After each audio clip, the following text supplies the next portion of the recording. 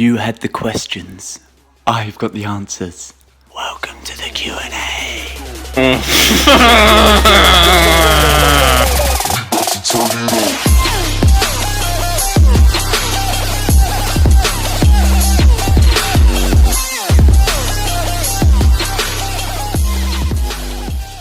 So, I'd firstly like to thank you for all of the questions that I got on Instagram, Facebook and YouTube.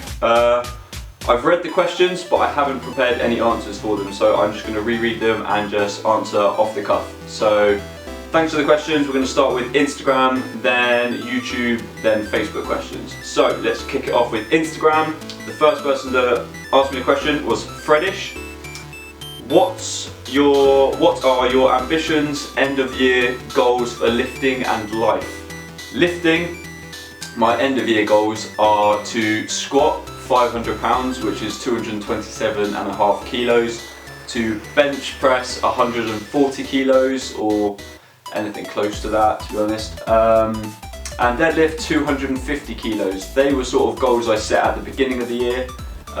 Well, at the beginning of the year I set the goal of squatting over 210 kilos and I've already done that, so now I'm resetting that goal to 227 kilos. I am currently cutting, so that is going to be very hard, but I'm hoping when I get back onto my bulk that will help. So my life goals, at the moment I'm just started a new job as a therapy technician at the BRI hospital in Bristol. My life goals therefore are to become a physiotherapist, so I'm looking to go back to university to study that, and I'm currently doing a biology A-level to be able to achieve that. Joel Clark, do you train calves? Simple answer, no. The reason being is I'm a powerlifter and I don't really see any carryover from training calves. I mean, I probably train my calves when I use leg drive in my bench press. That's probably the only time I use my calves. Marriott Performance, when you gonna press 3 plates? I've been asking myself this question ever since I started lifting. Hopefully by the end of the year, but probably never. Zach Walker, who will be the ruler of the realm? Team Targaryen. I'm guessing this is a Game of Thrones reference, and I'm gonna really disappoint you here and say I don't watch Game of Thrones. I watched the first season, I liked it, I enjoyed it, but I just couldn't stick with it. So if you're going for Team Targaryen, I'm going to take your advice and say Team Targaryen. Barney St. Anton, when you personally set out your own macros, how do you set your carbs versus fat? So at the moment I have got a new nutrition coach alongside Chris. Chris is my trainer and he does a lot of the nutrition as well, but I've got Bailey from Built by Barbells on Instagram, who is actually overseeing all of my nutrition, and he's recommended to me about, I don't know what the ratio is, but I probably have about 250 grams of carbs to about 90 grams of fat. So my carbs definitely outweigh my fat. That's always really worked for me because I just do get more energy from carbs than I do fat. So simply put, more carbs than fat. Okay, so moving on to the YouTube questions. This is Adam Johnston, and he asks, what do you see yourself doing in the future? Opening a gym, question mark? So this is something that definitely I have looked into and definitely something I would really want to do, and I have spoken to a few guys who have a similar interest in opening a gym, and we have talked, I won't reveal who those people are, but they are fellow subscribers, fellow YouTubers, and a few of my friends. So we have discussed potentially opening a gym down the line. I think that's most lifters, bros, ideal scenario, isn't it? Opening a gym. I think that's what most people want to do. I suppose people that lift, people that powerlift, people that do bodybuilding, I think the end goal is really to open a gym, especially YouTubers as well. It seems to be a common theme. So I'm no different. I think that would be absolutely awesome. And I can definitely see some gyms are definitely missing a marketplace, really. Not a marketplace, I don't know, a niche, I suppose. Especially in Bristol, there's not too many real powerlifting gyms. Maybe Trojan Fitness, which I've trained at before, and they've got a lot of great equipment, but I definitely think there's a few gaps that can definitely be filled. So yeah, opening gym is definitely something. Also, like I said before, being a physiotherapist. So as some of you guys will know, also I have got my level 3 personal training, and I have done personal training, but I am sort of stepping away from that slightly now, especially now that I've started my new job, and I am sort of focusing now my career down the physio path. Okay, here's a question from Dick Handler, aka Jack. Hey man, my question is, how did you first get into lifting? I first got into lifting when I was at university, when I was 18, and we went to the student gym and had no idea what I was doing. I remember going up to one of the trainers, bearing in mind I weighed probably about 70 kilos, went up to one of the trainers on the pec fly and I said, how do I adjust the height so I can get more upper pec development? And he just looked at me and said, I think you should just concentrate on lifting heavy weights and not worry about that. So that's my first real experience of going into a gym, thinking, oh yeah, I know what I'm doing here, when really I had absolutely no clue. And how old were you? So 18. And the reasons you got started, like any other bro, just wanting to get bigger, I suppose. That's pretty much it. Wanting to look good naked. That's pretty much what people train for, really, initially. And who and what inspired you to start, where you started, if you started doing bodybuilding before powerlifting, etc. So yeah, just a bit of history really regarding your fitness journey. Yeah, so I think most people do kind of start with like bro bodybuilding, like bench pressing, and just wanted to do bicep curls every day, you know, that sort of thing. And that's really kind of, I was no different. I did that. And then I think really it was when I was probably about 20, 21 that I met a couple of people in the gym that did powerlifting. They were from Poland and they both were very, very strong, Marta and Ben. And they introduced me to powerlifting. Ben was very, very strong. He was a 74 kilo lifter, lifting about 230 deadlift, so he was a very strong guy. And they really inspired me really, and from there I just learned more and more, just wanted to know more about powerlifting. So went onto YouTube and just looked up loads of powerlifters, watched their videos and just learned and learned, did my own research. And then I got addicted to it and really started seeing my numbers increasing. So that's really the history of why I got into fitness, bodybuilding and powerlifting. William Webster, do you enjoy reading in bed? So a bit of background into this. I'm not going to reveal too much about what this means. Will is my cousin, and this is a bit of a family joke for me. So all I can say is, yes, I enjoy reading in bed. I like a nice long novel. Currently reading Stephen King, Under the Dome. Great book, recommend it. I'm not going to delve into that any further. Strength Endeavours, one of my OG subscribers. He asked, how has training using the Conjugate system helped you grow as a powerlifter? Now, I could go into this for hours, but simply put, it has helped me massively. So for anyone that says that the Conjugate system doesn't work for raw lifters is bullshit. So Westside Barbell, which is original Conjugate Louis Simmons, that isn't suited for raw lifters because by definition the Westside Barbell pretty much caters only towards equipped lifters. So they adapt their style of Conjugate for equipped lifters. So obviously that's not going to work for raw lifters, but just because they train Conjugate doesn't mean that you can't adapt it to a raw lifter. So if a raw lifter was to try Westside Barbell Conjugate, they wouldn't make any gains because it doesn't have any carryover. But Conjugate definitely does. Conjugate by definition pretty much means to train your weak points. So if you're struggling with a lockout on your bench, which I definitely do, well I struggle with all of my bench, you can use blocks, you can use your slingshot, and you can hammer out those variations, and that will help you with your lockout on your bench, and it works for squat and deadlift. So it's really about maximally working your variations, which will just make your strength soar. So in terms for me personally, it has helped me massively. In my first ever competition, I was squatting 170 kilos, and within 6 months I had put 70 kilos on my total using Conjugal. Bearing in mind I was bulking at the time, but I'd never seen such an increase in strength during the before using Conjugal. So really it absolutely worked for me, and I absolutely loved it. And for someone that is a real mental lifter and I really need to enjoy my training to want to train, Conjugal was unbelievably fun, because you go into the gym and you're hitting maximal weight, so you're hitting 1 rep maxes pretty much every week, but not on the same variation. So you're doing high bar squats, the next week you might do low bar squats, the week after that you're doing low bar box squats, and you're just mixing it up, and every week you're pretty much hitting a PR. So can you imagine the confidence you're getting from constantly hitting PRs?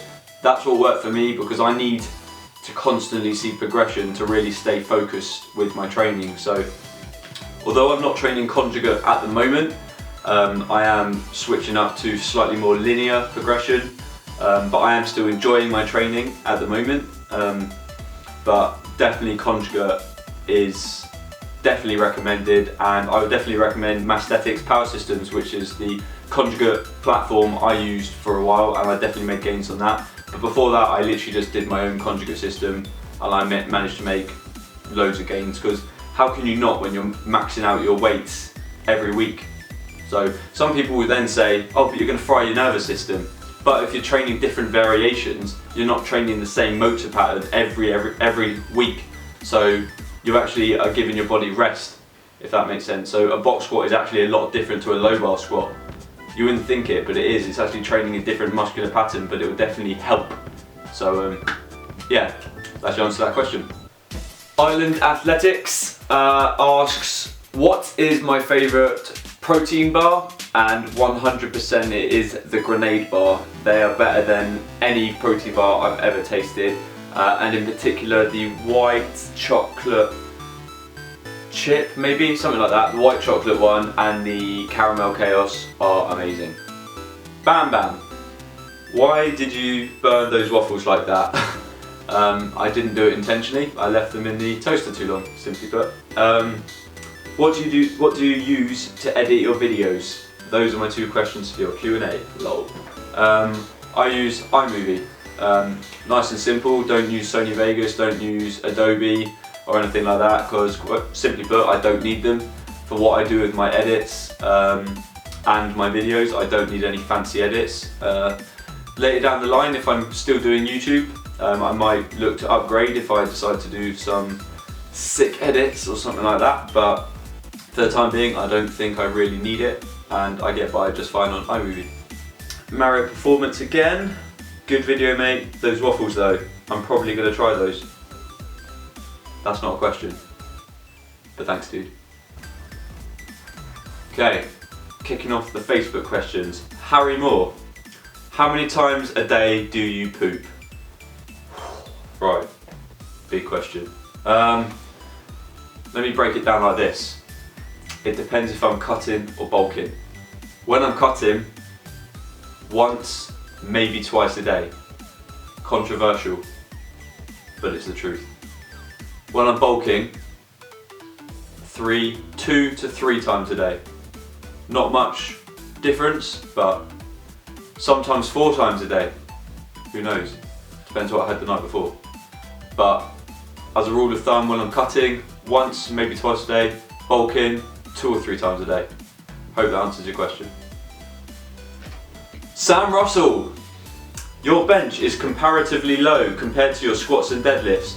Why is this, and what's the strategy to change that? Thanks, Sam. Yeah, my bench is, as you would say, a poverty bench compared to my squat and my deadlift. Why is that?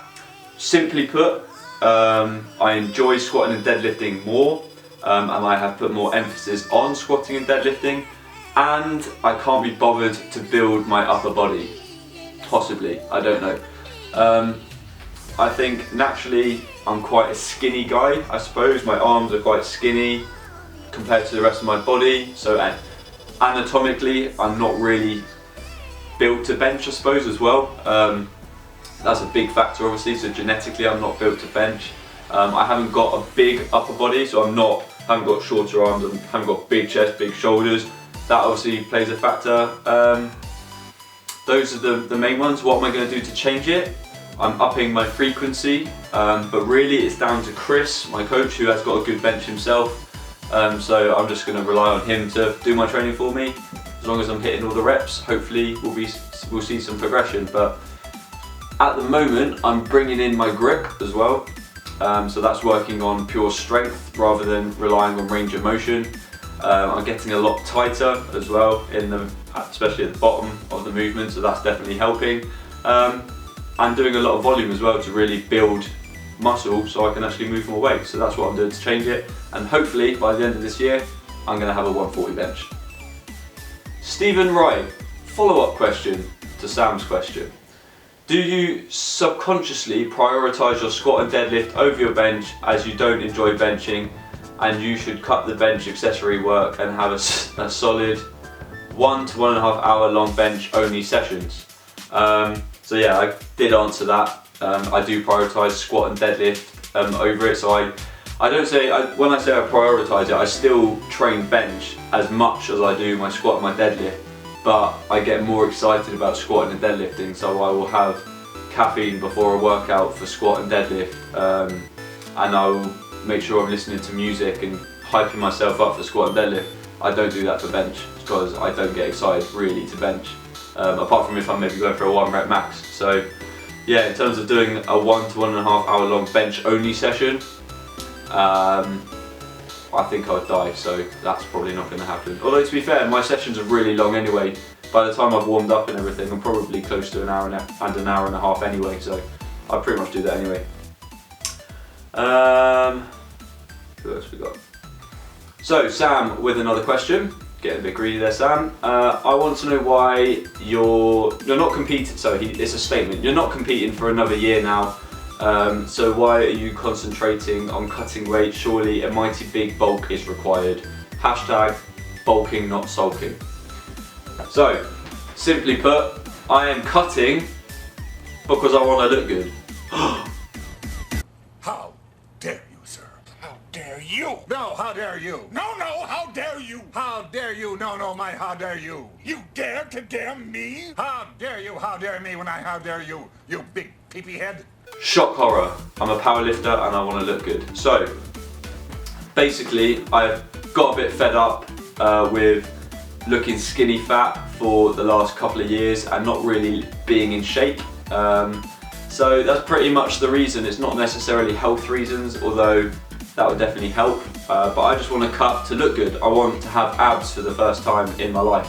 So I am simply cutting to have a good physique, and it's not really powerlifting related. However, I am completely training with powerlifting in mind still. So I'm cutting and hopefully maintaining as much strength as possible, which will definitely help my relative strength. So I'm killing 2 birds with 1 stone really, and then hopefully trying to maintain a good physique. So simply put, that's exactly why I'm doing that. Once I cut though, I am getting back on the bulk, so hopefully I will see a big improvement in my strength. So I hope that answers your question. So Sam, who is asking yet another question. 8th of June, who's getting your Phoenix Fitness vote?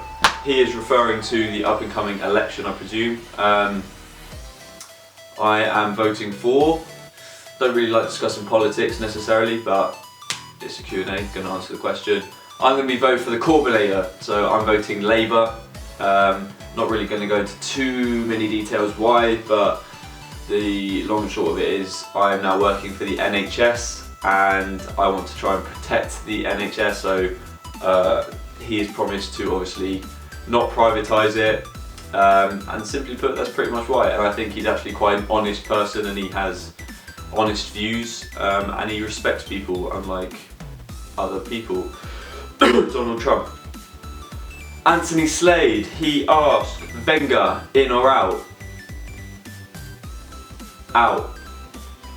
The reason why, he's been there too long and he is starting to annoy the fuck out of me. I've always been one to support managers and think that you should just support a manager no matter what, just give them time. but he's just starting to annoy me with all these little mind games, just like, will I stay, won't I stay?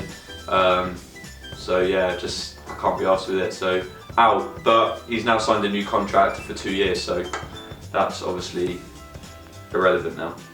Daniel Borman, if you could choose any celebrity to gym with for a day, who would you choose?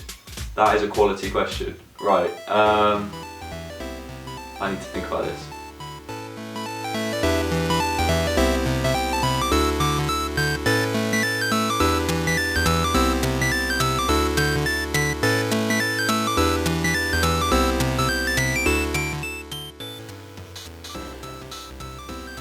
Do you know what? It's so predictable, but I'm going to just have to say Arnold Schwarzenegger. There's no better guy to train with. Or Donald Trump, and then when he goes for a max rep, I just won't spot him. Follow-up question from Daniel. Lee Trundle or Leroy Lita? Easiest question I've answered all day. Lee Trundle. Just for a little bit of context, they're both ex-Bristol City players, the football team I support. Lee Trundle is a legend, Leroy Lita is a snake. Last question, Adam Newman. The floor is lava. And that concludes the Q&A. Thanks a lot for watching, guys.